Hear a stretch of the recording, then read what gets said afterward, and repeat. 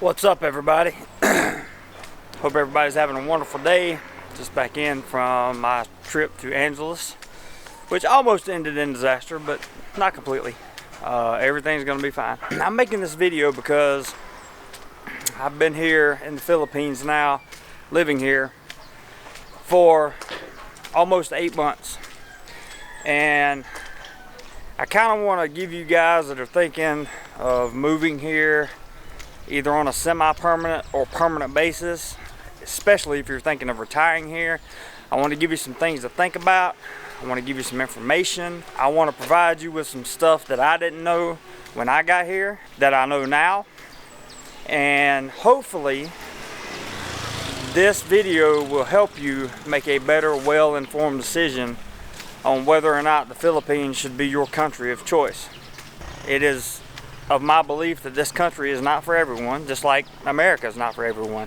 And when I speak of expat, I'm talking about, in general, American expats, because I am an American. So that's what I will be referring to primarily. I came to the Philippines with 2 goals in mind. 1 was to travel the country, and 2 was to take pictures and video of it. Thus far, I've been successful at doing both. Not as successful as I want to be, but those were my goals. Let me just give you a few cities that I've been to since I've been here, so you can kind of understand where my experience is coming from.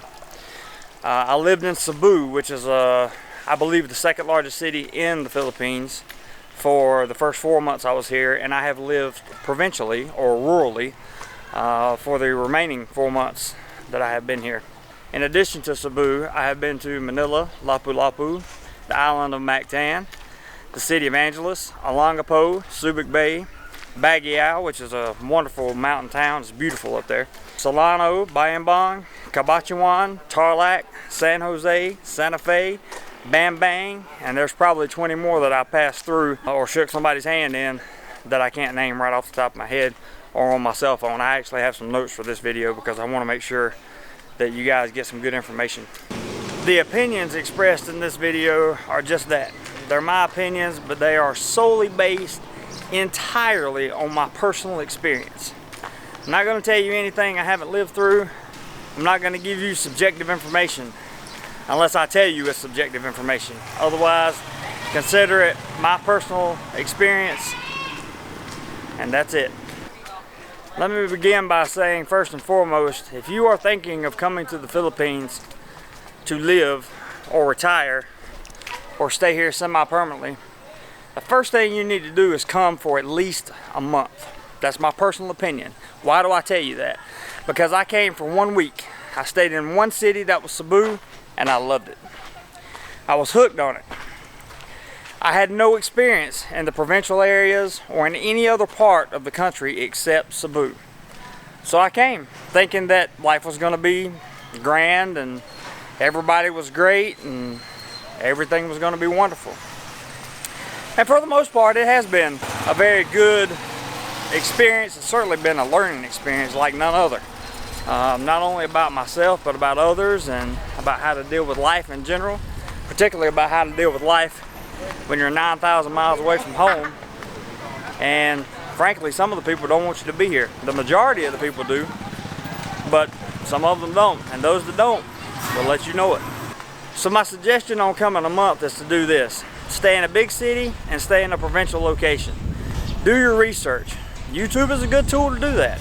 You're going to meet some characters on YouTube that you probably don't want to interact with when you get here, but it is still a good resource for finding locations that you may be interested in. Find a city, whether it be Cebu, Manila, Iloilo, you know, something that has some something that's a little larger than a provincial location. Baguio would be a good one, you know, and there are many others.